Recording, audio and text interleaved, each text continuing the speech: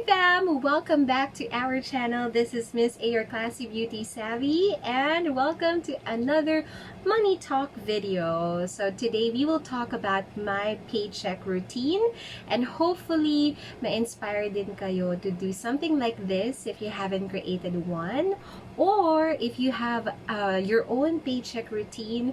I also would like to know more about that in the comment section below.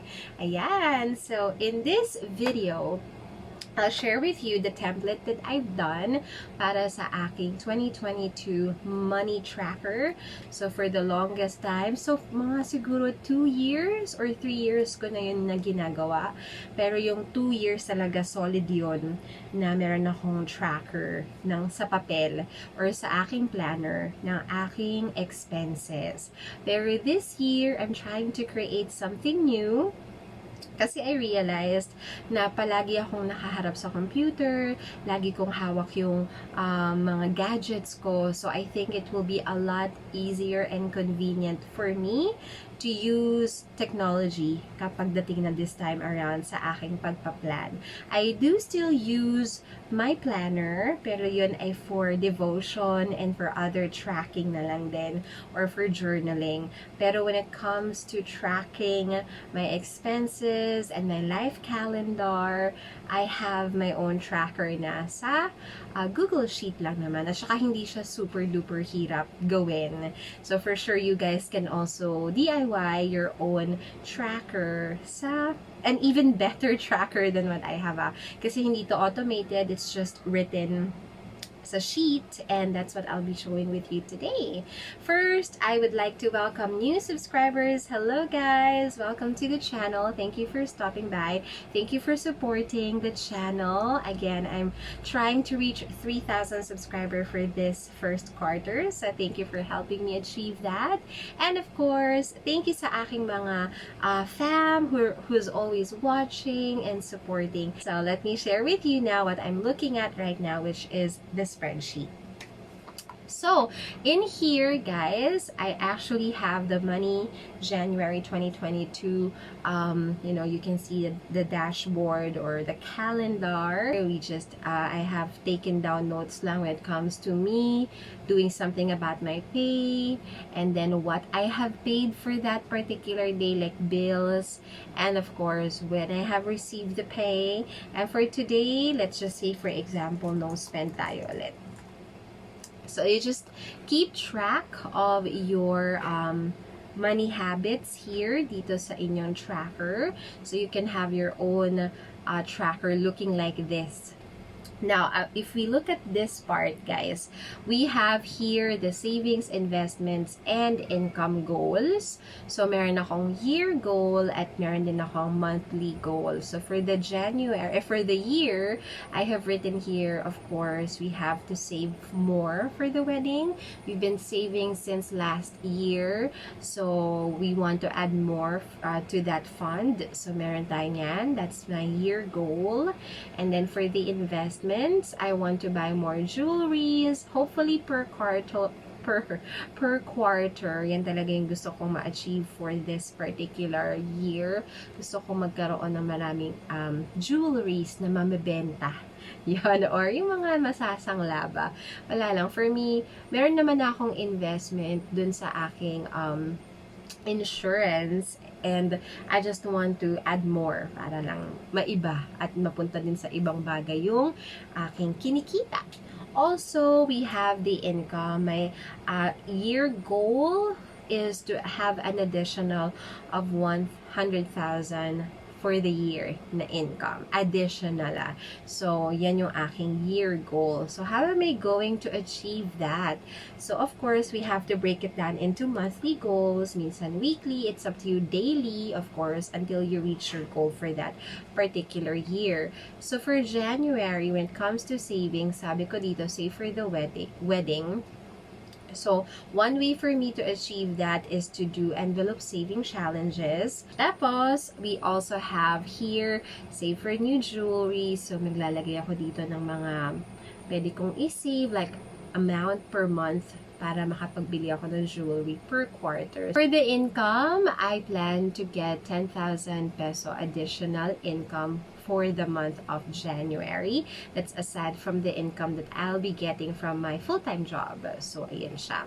So, for the January goal for income, I have included here sa YouTube, I want to earn 5,000 at least for the month of January alone. So, I'm actually trying to put up as many content as I can so that I can achieve this goal of mine.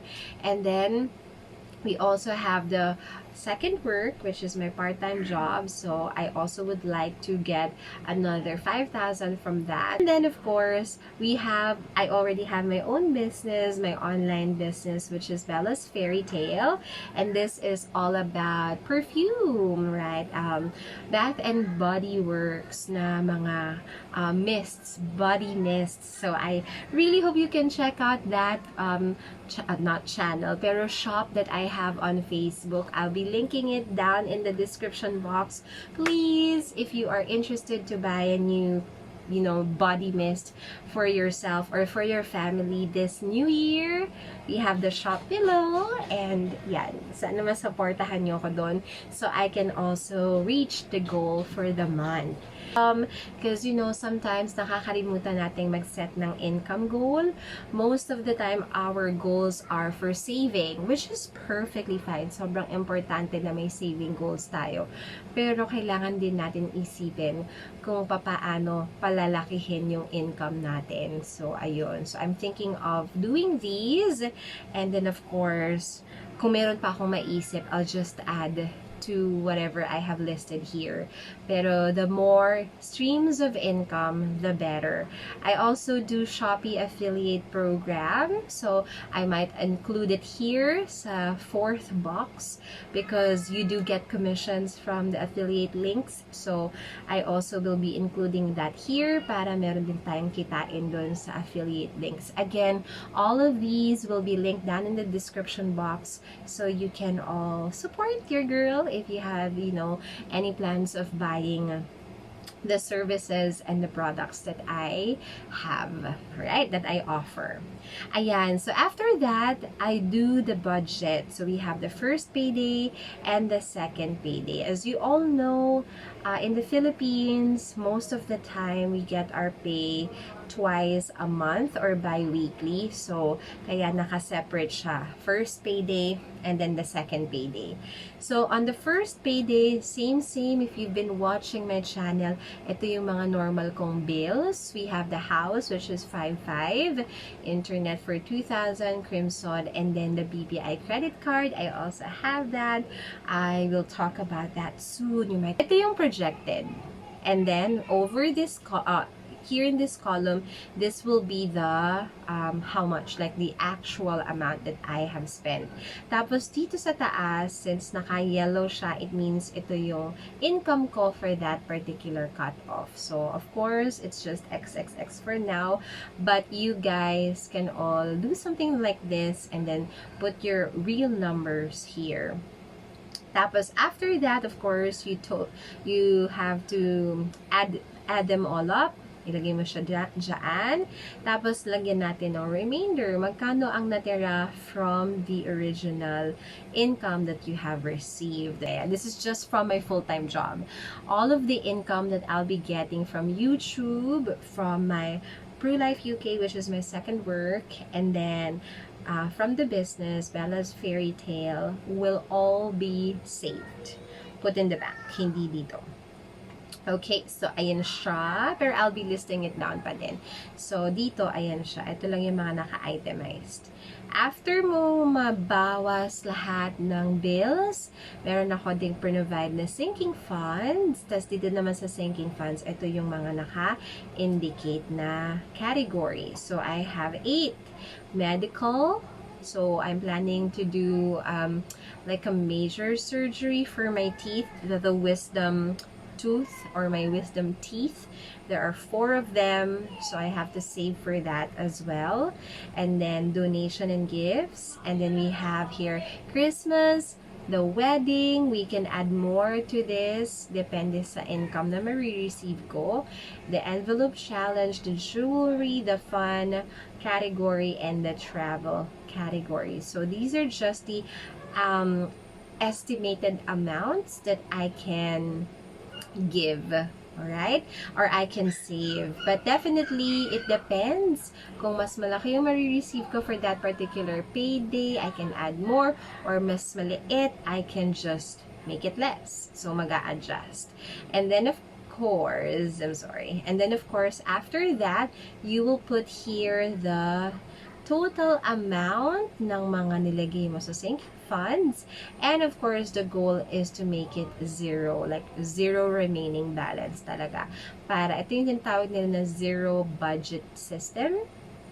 So, ibig sabihin, lahat ng kinita ninyo ay may pupuntahang bagay, lugar, o category para wala ka masyadong perang free, or what we call the free money, na pwede mo na lang basta gastusin sa kung saan-saang bagay. So, that's what I'm trying to avoid kasi OA na yun sa paggagastos. So, ayan siya sa January. Tapos, sa second payday naman, if you can see, wala na ako masyadong bills. I only have the credit card and the Pru Life UK, which is my insurance bill. And then, of course, we have, lang to, 0, pero 3,000 yan every month. Hold on. Yan. Dapat to 3,000. Ayan. Tapos, same yung sinking funds na meron ako for the next cut-off. Yun. Tapos, I'll just create another, probably another box here where I can take note of my income from YouTube, from work too, and from Bella's Fairy Tale, and even from Shopee affiliate program. So, ilalagay ko din siya dyan para ma-keep track ko. That's how I normally do it para hindi ako maguluhan. Alam ko na kung magkano yung i-withdraw ko. Alam ko na yung mga hindi ko i-withdrawing money that they should stay in the bank. And again, an announcement. Last year, I did envelope system of saving money. This time, I'm thinking of going digital.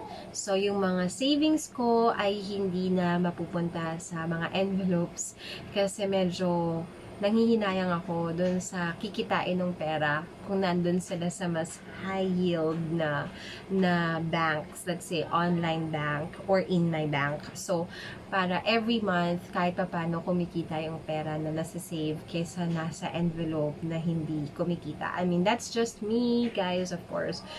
If you still enjoy using envelope system, by all means, I support you. I have done that, and it's so fun to feel like you're an accountant putting money in those envelopes. Pero ngayon, I think it's more convenient sa buhay ko na maglagay na lang ng pera sa bank and then just withdraw if ever I need cash.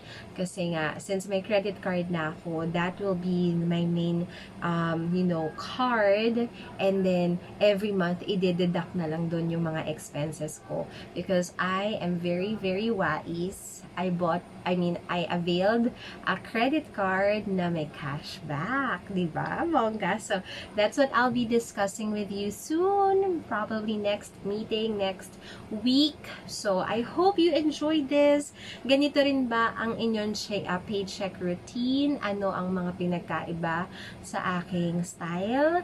Please share it down in the comment section below. I also would like to know how you do your own thing. And if you do spreadsheets like this, how can you make it more effective? Kasi first time kong gumawa ng spreadsheet for money budgeting talaga this year. So, I'm still exploring, I'm still learning how to automate everything. Ganon, para mas masaya, para encode na lang ako ng encode ng numbers or ng digits, and it will do the calculation for me. And I know there are still a lot of things I need to learn sa paggawa nito, pero it's a fun project to start this new year. So I can't wait to see you again. Thank you for supporting and watching. Bye! Watch my other videos too.